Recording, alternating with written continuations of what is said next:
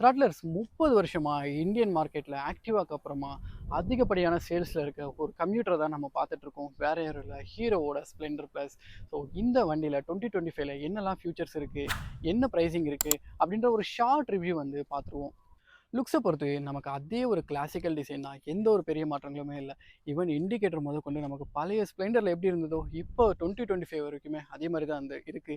நமக்கு அந்த classical touch வந்து போகக்கூடாதுன்றதுக்காக ஹீரோ வந்து அதே மாதிரி தான் மெயின்டைன் பண்ணிட்டு இருக்காங்க. இந்த வண்டியோட மைலேஜ் பற்றி குறிப்பாக பேசியாகணும். நமக்கு எப்படி பார்த்தாலும் ஒரு 65 to 70 கிலோமீட்டர் மைலேஜ் வந்து இந்த வண்டியில் கிடைச்சிரும். ஸோ நீங்கள் வந்து ஒரு ஃபேமிலி யூஸராக இருக்கீங்க அப்படின்ற பட்சத்தில் உங்களுக்கு ஒரு லாங்கான சீட் வந்து கொடுத்துருக்காங்க. அதே மாதிரி ரியரில் வந்து பார்த்தீங்கன்னா உங்களால் ஒரு பேக் இந்த மாதிரி விஷயங்களை கூட டைப் பண்ணி கொண்டு போக முடியும். அதுக்கான ஒரு கேரியருமே வந்து கொடுத்துருக்காங்க. இப்போ மாடர்ன் வெஹிக்கிள்ஸில் ஸ்ப்ளெண்டர் ப்ளஸில் நமக்கு i3 சிஸ்டமுமே ஆட் பண்ணியிருக்காங்க. டிராஃபிக்கில் இருக்கும்போது வண்டி வந்து தானாகவே ஆஃப் ஆகிடும். இந்த வண்டியோட பேஸ் வேரியண்ட்டோட பிரைசிங்கை பொறுத்து நமக்கு 79,000 எக்ஸ்ஷோரூம்லேருந்து ஸ்டார்ட் ஆகுது. ஸோ இந்த வண்டி வந்து ரைட் பண்ணுறதுக்கு எப்படி இருந்தது, வேறு என்னெல்லாம் ஃபீச்சர்ஸ் கொடுத்துருக்காங்க அப்படின்றது ஃபுல் ரிவ்யூவில் வந்து நான் எக்ஸ்பிளைன் பண்ணியிருக்கேன். நம்மளோட சேனல் நேமுக்கு கீழே ஒரு சின்ன லிங்க் இருக்கும், அதை கிளிக் பண்ணிங்கன்னா ஃபுல் வீடியோக்கு வந்து நேவிகேட் பண்ணிடும். அதே மாதிரி ஹீரோவில் நீங்கள் ஏதாச்சும் வண்டி வாங்கணும்னு நினச்சிங்கன்னா, ஓசூர் சைட்லேருந்து பார்த்துட்டு இருக்கீங்க அப்படின்னா மறக்காம ராவன் கான் ஹீரோ வந்து காண்டாக்ட் பண்ணுங்கள். காண்டாக்ட் நம்பர் வந்து நான் டிஸ்பிளே பண்ணியிருப்பேன், அதே மாதிரி டிஸ்கிரிப்ஷனில் கொடுத்துருப்பேன்.